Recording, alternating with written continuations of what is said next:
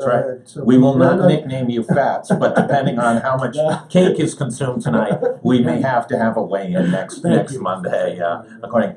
Saul Kaplan, thank you so much. Always insightful. This is the big deal, the biggest deal ever to hit Rhode Island, and glad you could bring your perspective in. Thanks so much. Thank you. Great to see you. We're going to bring in the money man. If anybody knows about the implications of major deals, it's Gary Sasse. Is the money man in the house? He's here. Send him on in. We are going here on Business Monday. We're charging.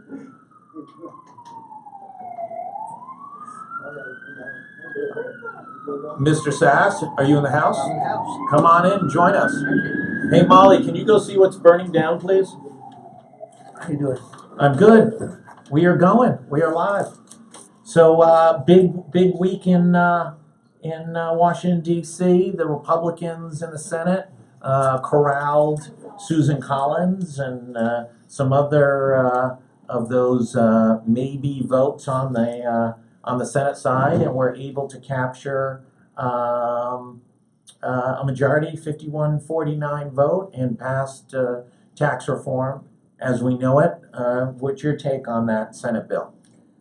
Well, there's some differences between the House bill and the Senate bill. There are not any differences that can't be worked out, but I went through the bills, been working on that, and looked at a list of things. And, the individual rates and brackets are different. Let's break them down a little bit. Let's talk about them. Individual rates, slightly different. Which bill do you prefer? I think I prefer the House bill. Yeah. Because the Senate keeps 7 brackets. Yeah. And the House has 4 brackets. Right. The House also keeps the 39.5% rate at the top. The Senate brings that down to 38%. But there's differences without distinctions, because you've got to get behind the details and really understand who the winners and losers are. But that'll have to be worked out. They're not that far apart. Let's talk corporate tax. Corporate tax, they both cut the corporate tax to 20%. The major difference is the Senate bill is effective a year from now in 2019. The House bill is effective in 2018. That will be reconciled. The real issue on the corporate tax, as you know, I work with Senator Rubio, was why 20%? President Trump for a long time insisted that it had to be 20%. And there are some of us that said, well, no, you could have a tax of 21, 22, 23% and still be competitive because it's coming down from 35% to 22%. Right. Now, each 1% is about $270 billion. So if you're looking for money to do other things in order to get this bill passed, I'm not sure where that's going to end up, but they're pretty close. Let's talk about that for a second, because that's kind of a key. Obviously, Democrats spent much of the last few days blistering this proposal and criticizing it at all levels and saying that it really doesn't benefit the middle class. Well, I think it does benefit everybody across the board, according to analysis in the Washington Post. But certainly the amount of reduction, even percentage-wise, does benefit the higher tax brackets. Is a smart move by Republicans in the conference. So for folks who hear the term conference, a portion of Democrats and Republicans who are on the money committees, Ways and Means over in the House, get matched up with Senate Finance, Democrat and Republicans, and they meet and they craft de facto a merged bill, and it's a new bill. It has a lot of changes usually in situations like this. It's almost the game's still in play. But it's not debatable. It is not debatable, correct.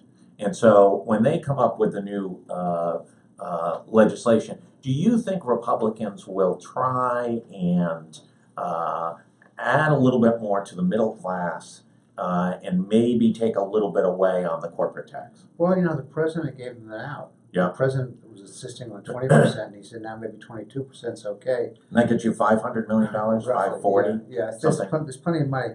It's a delicate balancing act, because let's break it down into its parts. Part of the legislation is pro-growth. It was right. And the pro-growth of cutting the corporate rates, more attractive rates on the pass-through companies, those people that pay their tax, businessmen, through their returns. There's expensing provisions. I can go through a whole number of things. The Tax Foundation projects that will produce almost 1 million jobs, 925,000 jobs. So the question is, who benefits the most from that cut? If you're looking at it distributionally, which I think is the wrong way to look at it, but there's no question that helps the upper income people because businesses, small businesses, are owned by people in the top 5% generally, and shareholders benefit from the corporate changes. And so that's part of the argument that's being used by the Democrats, that it's not fair, there are distributional issues because of the cuts in business tax. The other side is, are you pro-growth? What do you have to do to create more jobs? Right. And that's an argument and a debate worth having. Now, the other side is, what did you do on the individual side? And this is where it becomes very tricky, and I'll give you some numbers. What basically happened, and this was a trade-off, they doubled the size of the standard deduction. So the first $25,000 is tax-free. What is being requested, and this is what tax experts thought for a long time, the idea of lower rates, broader bases, people had to give up a lot of their personal exemptions and deductions. And how that plays out will affect taxpayers, differently. So I looked at a couple of taxpayers. We developed some models. One is a family, I'll give you, making $85,000. They're married, they have 2 children, and they would see their tax bill go down from about $11,000 to $8,700. They would have a 20% reduction, and their reduction would be about $2,800 less in taxes. Right. Now, a family, same family, now making 10 times that, making $800,000, they would see their tax bill go down from about $320,000 to about $294,000. They get 8% reduction, but $25,000 reduction in real dollars. On the Senate version, was there any change to the House version relative to the deductibility of state and local taxes? No, yes, there was a change, and the Senate version adopted the House version.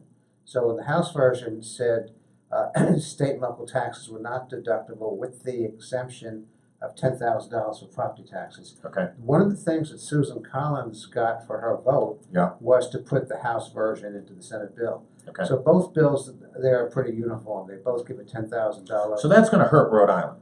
Let's talk about who it's going to hurt and who it's going to help. Because Let's stay in Rhode Island for a minute. I know you slick money guy, big money guys. You're consulting with Florida Senator Rubio. Let's stay right here in Little Rhodey. Let's stay in Rhodey and let's look at the winners and losers. Democrats can't have it both ways. Correct. They speak about the distributional impact of the tax and more benefit to the wealthy and less to the middle class.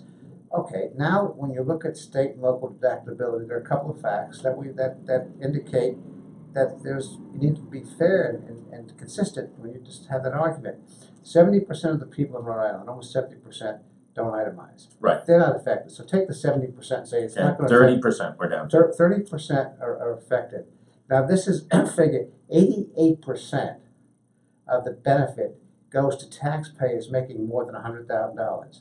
So this is the trade-off, and each person's situation is different. If you're doubling my standard deduction from 12 to 25, and you're limiting my personal my deduction for state and local taxes to property taxes, Sure. Some people win. If you live in East Greenwich and you live in a $600,000 house, you lose. You pay a little more in taxes. If you live in Johnson and you live in a $400,000 house, you win.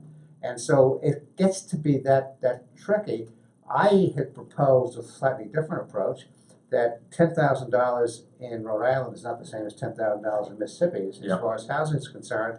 And so that I would have preferred to see that number in the 12 to 15,000 range. I would have preferred to cap the deduction of state and local taxes for the reasons I just mentioned, but had it a little more flexible, giving regional differences. And so if you had a $15,000 deduction and you let people apply it either to income or property taxes as their conditions dictated, that probably would be a little fairer system. The people that get hurt in Rhode Island, and if all our Democrat friends are concerned about tax fairness, the people that get hurt in Rhode Island on losing state and local deductibility are not necessarily the middle, because they're not itemizing. They're the 70%. It's the upper income people who are going to pay more. So you can't have it both ways. You can't say that on one hand it's not a fair system because of the wealthy are benefiting, and then when you do something to limit the benefits going to upper income people, well, it's not fair on the other side. That's just inconsistent. For that issue is probably not gonna be revisited during the conference because, listen, the Northeast never had more leverage than Susan Collins being a key vote on the Senate, correct? Yeah, and the Senate, and also, there are no Republican senators in New York, California, Rhode Island, Yeah, right. so the Senate really doesn't need to revisit it. But each of these pieces tie back, so there couldn't be something that the House or the Senate have to give up in conference that could bring it back into play. But if it brings it back into play, it'll be at the margins. It won't be a total restoration. And there's an obvious reason for it. You can't fund some of these things without getting money from somewhere. We were trying to get, just to keep you on the honest, trying to get Senator Alan Simpson on today via Skype. He obviously is a deficit hawk and is leading one of the leading interest groups on the importance of controlling the deficit. His organization is raising concerns about what the implications of tax reform are. It's about $500 million in additional impact to the deficit. Anywhere from $500 billion. Excuse me, $500 billion To a trillion.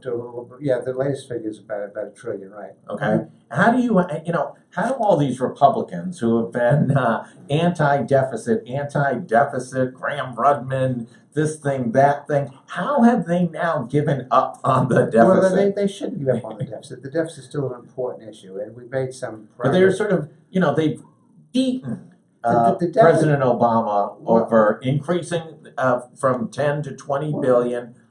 You see, We had a great recession during that period of It time. cuts both ways, and it's also it's expediency. It has nothing to do With philosophy or with ideology fiscal or. responsibility.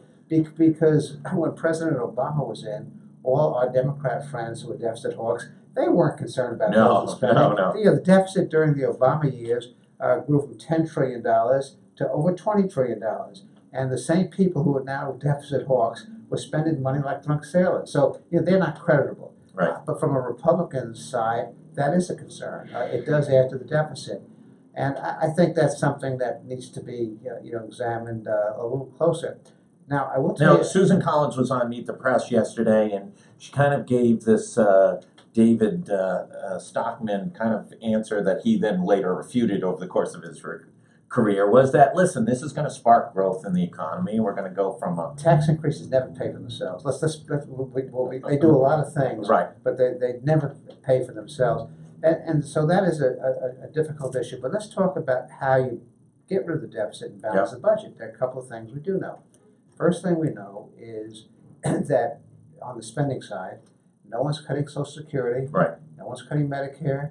No one's cutting other Medicaid and other entitlement programs. No one's reducing the military budget, and everyone's going to pay the debt this country owes. Right. So that's 90%. So if you can't deal with the deficit on the spending side, because 90% is either in entitlements that politically people don't have the will to change, or defense, or debt service, then how do you close the deficit? And what Republicans argue, and it's arguable, it's not necessarily right, is that the way you close the deficit is by growth, and that there are provisions in this legislation, this tax thing, that should add to growth. Now, whether that materializes or not, I don't know, but I'll mention one of the numbers. I don't want to bore you with numbers. Over the decade, You are the money man, so we give you some greater latitude but I could than bore- other guests I- on how many numbers you get I to could throw bore out. people with these numbers, but revenue's going to grow by $43 trillion. Yep. Let's take a worst case scenario that this adds $1 trillion to the deficit. Revenues are still growing by 43 trillion. You're giving back $1 trillion, and you're betting that something will stimulate the economy. Now, economists are mixed. The fact that you and I are saying no, the deficit could grow by 500 billion, $500 billion, or grow by $1 trillion, indicates that reasonable people can disagree. If the gross national product goes by 0.1% more than estimated, which is very possible, that reduces it by $270 billion. And so when you look at some of the economic assumptions that are used, the question is whether it's a risk worth taking. So we don't have any Republican legislators here in Rhode Island. We used to. We used to have a balanced delegation back in the olden days. So we're going to say we're going to adopt Senator Rubio to be our 5th legislator in Congress. Is he feeling comfortable that this legislation is going to spark the the type of growth that is going to diminish concerns about the deficit and create real growth, and I mean real growth, on GDP that's going to allow the economy to continue to grow we're now at a record level of growth. We're now at 10 years. I can't speak for Senator Rubio on this, but I can answer the question in two ways. One question you raise is very, very interesting. What do we need a stimulus right now? Yep. And this tax legislation is basically a stimulus. Well, we adopting a stimulus when we have full employment. Right. And that's unusual. Right. So that's a fair question, whether the timing is right, whether it's Well, will it create inflation? If the Republican argument is that this cut, giving people more business more by the lowering of the corporate tax, is that then going to create more demand on workers and thus spike wages and create some inflation? Well, you have to worry about both fiscal and monetary policy with what the Feds do. So Yeah. it might have a slight inflationary impact. But then you raise a good question. Why we need a stimulus right now with full employment? That tax cut is a stimulus. The other side, where I think Senator Rubio is coming from, is he has been a strong proponent of the child care tax credit. Right. And he is of the opinion that we need to have a little more balance between investing in people and investing in machinery and equipment. So when you look at the changes in the corporate tax on expensing, on rates, there's certainly stimulus for investment. We think that stimulus on investment can be a little more balanced with investment in people. And that's the argument that, Senator Rubio offered an amendment, which went nowhere, but it would have increased the corporate tax cut. Instead of being 20% corporate tax, it had been 20.94%, almost 21%, and in exchange for expanding the child care credit. So that 200 million go over there. Orrin Hatch seemed to be one of the fathers of that legislation, seemed to be a little all over the place. And then Senator Grassley had maybe one of the more interesting comments, and I don't want to misquote him. I know what you're coming from. But I believe his quote was something like, if you give too much of the lower income more disposable revenue, they were going to buy something and more movies. Beer and more movies, I think, was his explanation. Now, in fairness to Senator Grassley, he has been in Congress for about 40 years. And second of all, one thing that is interesting about Senator Grassley, I encourage people to go look up his bio. He is no silver spoon senator who went to Harvard and Yale. He is an Iowa guy who grew up and worked in manufacturing, was a farmer. You name the job, blue collar, white collar, he had it before he ever hit Washington, D.C. I think that was not the most awful way to express this. But he's an interesting guy, you're right. He's chair of the Judiciary Committee, not a lawyer. Yeah, that's right. Yeah, So I don't think he went to law school for one day. No, absolutely not. But now that wasn't an awful way to express it. Yeah, right. He has a chance to clarify that. Did he clarify? Not Did he to my send out a tweet? No, the president tweets. The rest is just legislation. So tell me if you're an average American and you're trying to get, you've heard the spin by Republicans and spin by Democrats. We understand that those are all politically motivated. We trust the money man here in Rhode Island. And so what's the takeaway for Rhode Islanders? Let me break it down. If you're a business owner, a senior person in a business in Rhode Island, what's the takeaway for you? Oh, it's good for business. It's good for business owners. It's good for people in that class. The real takeaway is this. There are certain reforms, but in making sausage, you don't want to see how the grinding machine works. And to get to 51 in this legislation or any tax bill, there are compromises. So the bill is not perfect. It's nowhere near perfect. Does it do more good than harm? I think on the growth side it does. I think we have to watch some of the distributional questions as to whether the trade-offs are fair on that side. But I will say this, it doesn't do the kind of simplification that we were sold. We were sold fewer brackets, getting rid of the alternative minimum tax. The House gets rid of the alternative minimum tax. The Senate bill does not for corporations. There's really a problem that's going to develop if that happens. And it still keeps the alternative minimum tax on individuals, but a much less onerous tax. So it's not going to do the harm to the degree the Democrats are suggesting it will, and it will not be as good as the Republicans say it will be. It will be incremental. I think there will be progress. And there are a couple of things we do know. and this is it, we know that our business tax structure internationally is not competitive. Right. It checks that box. Yeah. Territorial, more competitive rates. I would argue, I've written a paper that the rate should have been closer to 25 than 20%. But expensing, territorial tax, reducing rates, there is no argument in the way interest is treated. There is no argument that it improves our business tax structure. That's good. Now, there's a disproportionate share of the benefit that may go to people in the upper 10%, but they own the businesses. So that's good. On the individual side, we have long argued, and it's interesting when your ox gets scored, that we needed a simpler system, we needed lower rates, broader base. So some people come forward with doubling the standard deduction to $25,000, first $25,000 is tax-free, and try to simplify the system by taking away certain personal exemptions and deductions. And if you're hurt and use those deductions, you don't think it's a very good idea. If you're not using those deductions, you're not itemizing, it's a very good idea. Right. And so people are trying to put this thing in a box. It's the best thing since popcorn. It's going to grow the economy. Let me ask one last question. Senator Tester, who I think is from Montana, Democrat, big good old boy. I think he owned ranges or. Oh, we need more Democrats like Senator Tester. Yeah. So, but he did an interesting video where he held up the bill that he got 30 minutes before the senators were asked to vote, and talk about ultimate sausage making. There was handwritten amendments in the margins of the bill. I mean, is that about as gruesome of legislative? There's sausage making, but then there's taking the entire pig and sticking them in the shredder. Well, this is entire herd of pigs being slammed down. Well, And by the way, the only thing missing was literally the address of the K Street lobbying firm that had handwritten the material in. I think they all wrote with their offhand, so it couldn't be recognized. You'll see K Street's influence all over that bill. Yeah. But you know the old saying is that pigs get fat, hogs get slaughtered. Yeah. So watch what you do. Watch out what you do. So you're plus on this bill, but you're going 65, 35, 60, 40. I think.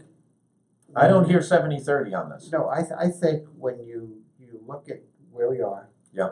When you look at our business tax structure, how it compares, when you look at some steps to simplify, there are more pluses in the bill. What you have to watch very carefully, and there's several things. The principles you deal with are equity, yeah, and competitiveness and efficiency. So we know it improves competitiveness. Yeah. We think it makes the tax system more efficient, and there's still questions on how it treats equity. So I think on 2 of the 3 points, the principles that I would use in judging tax policy, it wins. On 1 point, the jury's still out. They're going to try and jam this thing through before the end of the year, hoping that everyone is distracted by the holidays. Is that a good idea, or would it be better that they come back in January and pass this bill with a little more sunlight than trying to slam this through while people are out Christmas shopping? I think this is Alabama's president to the country. And not knowing how the Alabama race turns out, one can make their own political judgment. The perfect scenario for the state of Maine is that this bill gets delayed. A Democrat wins Alabama, and Susan Collins is literally the most powerful person in the United States of America. Susan Collins is not finished yet. Yeah. And don't count the chickens till you go in the barn. There's the bottom line is this: there are some differences between the House and the Senate. There's some are significant, but there's nothing there that can't be worked out. And in working those out, you got to make sure, because the margins are so close in both houses, right, that you keep that balance. The House has a little more room to play than the Senate, so that will enter into the equation. But I do think that people, feel, particularly Republicans, that we have to do something on the tax code, and there's a lot of momentum to get something done. Before you leave, Saul Kaplan from Business Innovation Factory was on. Prior to you, he was very bullish on the CVS Aetna deal. one of the biggest deals in the world in the past 10 years. It's functionally a $69.9 billion deal. It creates the second largest revenue company in the United States, the fourth largest company by EBITDA. This is about as good as it gets. Absolutely, and Rhode Island's got not only a front row seat, they're in the ballpark, they're in the ring, and so we're going to be a major player, CVS, in how we restructure the health industry. Yeah. And so we're going to be a major player in possibly leveraging some opportunities in Rhode Island, and the only thing that could screw it up is our political system, and so the political system has to be very sensitive, have to let markets drive this thing, have to work closely with CVS, have to make sure that we do everything we can politically to move the regulatory, process, forward. But this is probably the most important potential positive development economically for the state in decades, Maybe ever. possibly. Interesting to note that when Amazon bought Whole Foods, the regulatory approval on that, which was thought to might be complex, was done in a nanosecond. You've got to expect that CVS and Aetna feel comfortable that this really doesn't catch a lot of regulatory stops, because they seem incredibly aggressive on this and have pushed this deal through, functionally, considering the size of it, in record pace. Usually these things take a year to get finalized, and in this case, right through. Well, knowing the management, particularly at CVS, they've done their homework. Right. There'll be some antitrust questions, but I think from reading between the lines, I think they feel confident. Great. Well, I want to thank everybody. Business Monday here at the Navigant Credit Union Broadcast Center. Thank our friends over at Deepwater Wind. Of course, the Money Man, jingling and clanging all the way in with pockets full of gold. That's that time of year. Will any of that be distributed in the Money Man's realm during this holiday season? Will there be massive donations going out to the masses? Well, I need to make my donations very quickly because my charitable deductions will be worth a lot less after the tax bill comes in. It's interesting too. As less people, this is an interest. These are some of the unintended consequences. Yeah. As less people itemize, there's a very good chance that there'll be less charitable giving. Right. And that'll have an impact. Also, let me mention one of the things I wanted to mention is as the corporate rate goes down to 20%, and you keep the alternative minimum tax, companies that would get R&D credits might not get the R&D credits, right, because they'll be subject to the AMT. And so there are going to be unintended consequences. Things are going to have to be fixed. And so the Money Man's jingling will be to bet that there'll be some amendments in the future. Thanks, everybody. Tomorrow, Ava Gaudet and Kate Nagel. Ava will have arts and entertainment. Kate Nagel back with news and politics. Thanks, everybody. Have a great Monday night, and we'll see you tomorrow.